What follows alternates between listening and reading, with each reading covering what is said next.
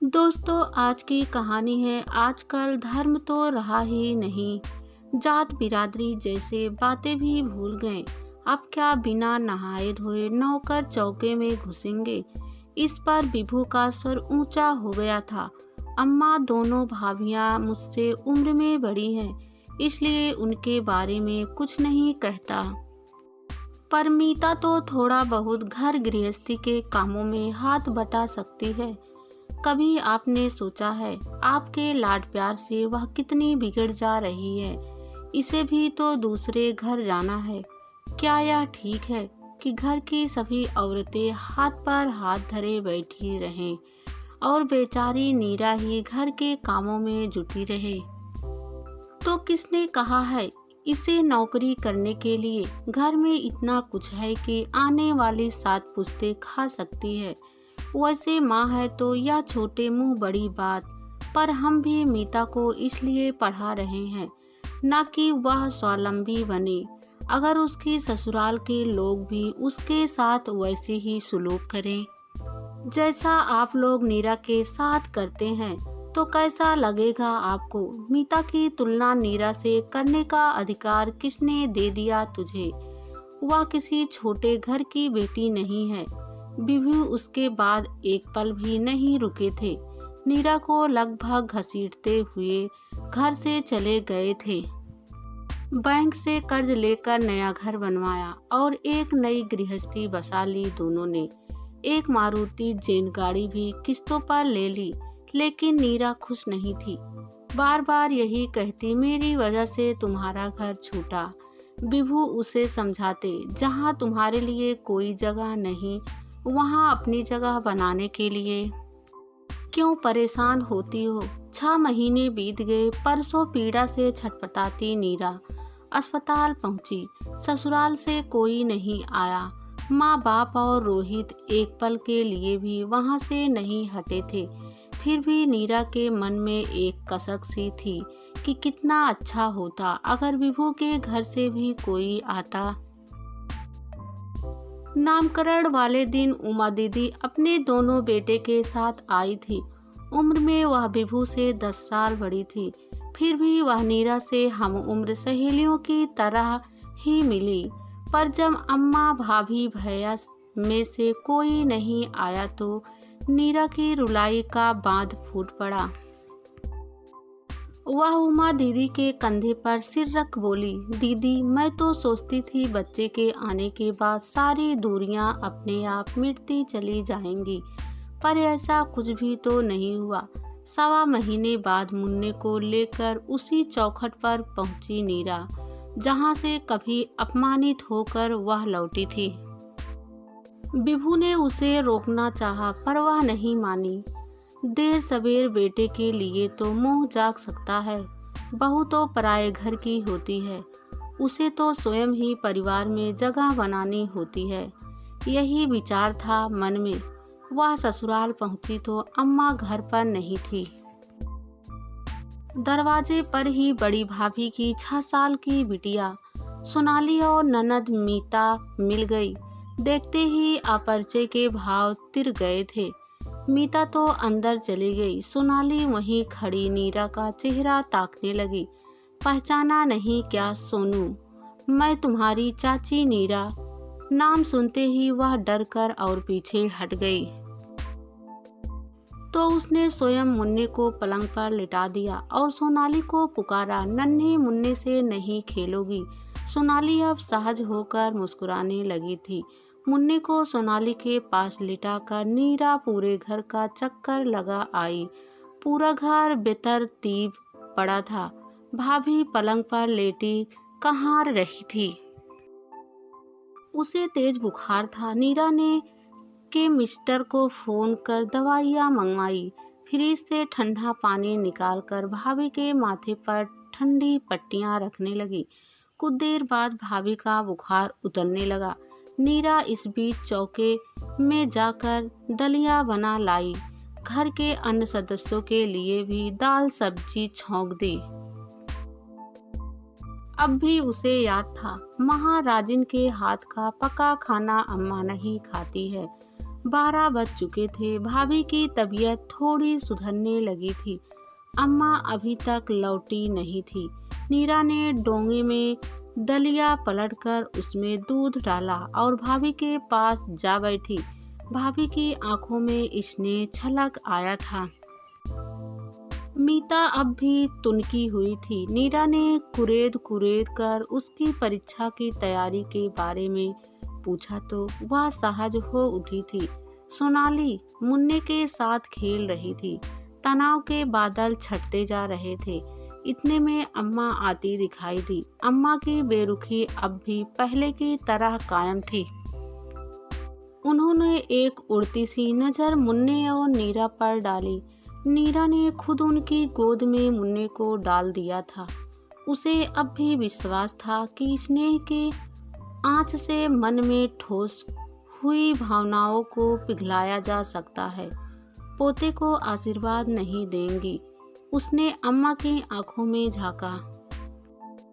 उन्होंने सोने का सिक्का पोते की हथेली पर रख तो दिया, पर वैसा अपनापन अम्मा ने नहीं दिखाया जैसा नीरा चाहती थी। घर लौटने के बाद भी नीरा बराबर बड़ी भाभी का हाल पूछती रही। परहेज और दवा के बारे में भी बताती रही। फोन पर ही सिसक उठी और बोली, नीरा हमें माफ कर दो। बड़ी ही बदसलूकी की मैंने तुमसे। भाभी बात कर ही रही थी कि तभी मीता ने फोन छीन लिया। भाभी मुन्ना कैसा है, भैया कैसे हैं, वहीं बैठी बैठी सबके बारे में पूछती रहोगी या घर आकर मिलोगी भी। उस दिन के बाद से मीता और सोनाली जब भी समय मिलता मुन्ने से खेलने पहुंच जाती। भाभी फोन पर ही मुन्ने की परवरिश की हिदायतें देती रहती। कभी कभी अम्मा से छिपकर मुन्ने के लिए सौंफ मिश्री की भुगनी और नीरा के लिए पिस्ते बादाम की कतली भी बच्चों के हाथ भिजवा देती।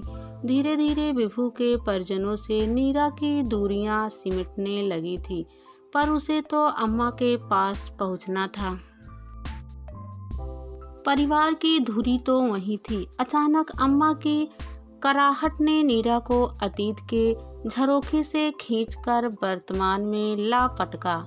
सामने आईसीजी मशीन का मॉनिटर उनके हृदय की धड़कनों का संकेत दे रहा था। एकाएक अम्मा की सांस फूलने लगी। शरीर पसीने पसीने हो गए। घर के सभी सदस्य घबरा गए थे। मीता जोर जोर से रोने लगी। तीनों भाई उसे सहारा दे रहे थे। मछली भाभी भी 2 दिन पहले ही पहुंची थी। डॉक्टर ने नीरा को कमरे में बुलाकर बताया, स्थिति नाजुक है, फौरन ऑपरेशन करना पड़ेगा, पैसे जमा करवा दीजिए। अगले कुछ पलों में नीरा डॉक्टर शेरावत के साथ ऑपरेशन थिएटर में थी। विभू दोनों भाइयों के साथ बाहर चहल कदमी कर रहे थे। बड़ी भाभी मुन्ने को गोद में लिए हैरान परेशान से इधर उधर डोल रही थी। माँ के दूध पर पलने वाला बच्चा 3 घंटे से सिसक रहा था। कुछ ही देर में तीनों भाई, दोनों भाभियाँ, उमा दीदी, मीता बाहर लगे पेड़ की छाया में बैठ गईं। भाभी गहरे मौन सागर में डूबी सी गई। मीता उन्हें सचेत करती हुई बोली, क्या सोच रही हो भाभी? लंबी सांस लेकर भाभी बोली, कहने को तो अम्मा की 3 बहुएं हैं, पर हर जगह हर समय नीरा अपनी जगह खुद बना लेती है। बेचारी बिना रुके हर वक्त दौड़ भाग करती रहती है। फिर भी उठते बैठते अम्मा उसे कोसती रहती है। सच हम सबने उसके बारे में कितनी गलत धारणा बनाई हुई थी। ऑपरेशन थिएटर से जब अम्मा को स्पेशल वार्ड में लाया गया तब तक सांझ घिर आई थी। नीरा मुन्ने को लेकर घर चली गई थी। भूख से बिलबिलाता बच्चा रो रो कर हलकाना हो उठा था। संक्रमण की वजह से किसी को भी अम्मा से मिलने की अनुमति नहीं थी। गहरी नींद के नशे में भी उनके जगाते दिमाग में विचारों के बादल उमड़ घुमड़ रहे थे। अम्मा ने लड़खड़ाती आवाज में नीरा का नाम लिया तो सभी उसके इर्द गिर्द सिमट गए थे। टूटते सुर में वह बोली, नीरा कहाँ है? कमजोरी से फिर आंखें मुदने लगी थी। अगले दिन थोड़ी हालत सुधरी तो उन्होंने विभू से कहा, मैं नीरा से मिलना चाहती हूँ। मैंने उसका बड़ा ही अनादर किया। और उनकी आंखों से टप टप आंसू गिरने लगे। द्वार पर आई सुहागिन का निरादर किया। अम्मा दुखी मन से कहने लगी, मैंने तो उसे आशीर्वाद तक नहीं दिया और उसने मुझे जीवनदान दे दिया। माँ की बातों का उसकी संतान कभी बुरा नहीं मानती। विभू बोला, इन 3 सालों में मुझसे ज्यादा तो वह तुम्हारे लिए छटपटाती रही अम्मा। उस रात अम्मा को बहुत अच्छी नींद आई। सुबह की किरण के साथ जब कमरे का पर्दा सरका तो पूरा कमरा गुलाब की सुगंध से महक उठा। खिड़की के पर्दे सरका कर नीरा ने पूछा, अम्मा अब कैसी है? आंखें मूंद कर उन्होंने गर्दन को थोड़ा हिलाया, फिर इशारे से उसे अपने पास आकर बैठने को कहा। दिन के उजाले में नीरा के ताजगी भरे चेहरे को अम्मा अपलक निहारती रह गई। सुंदर तो तू पहले से ही थी, माँ बनकर और भी निखर आई।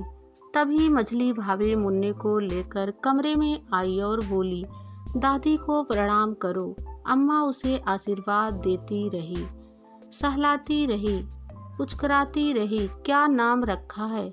ऐसे कैसे नाम रखते अम्मा? वह तो आपको ही रखना है। नीरा ने आदर भरे भाव से कहा तो अम्मा खुद को अपराधीन समझने लगी। हृदय की पीड़ा के तिनकों को आंसुओं से बुहारते हुए वह दृढ़ स्वर में बोली, इस रविवार को मुन्ने का नामकरण समारोह हम सब मिलकर अपने घर पर मनाएंगे, जिस चौखट से तुम अपमानित होकर निकली थी वहीं पर आशीष पाने के लिए लौटोगी। अम्मा की आंखें नम हो उठी। ना जाने कब आंसू के 2 कतरे टपक कर नीरा की हथेली पर टपके आंसुओं से मिल गए। नीरा को महसूस हुआ कि ससुराल की देहरी पर उसने आज पहला कदम रखा है।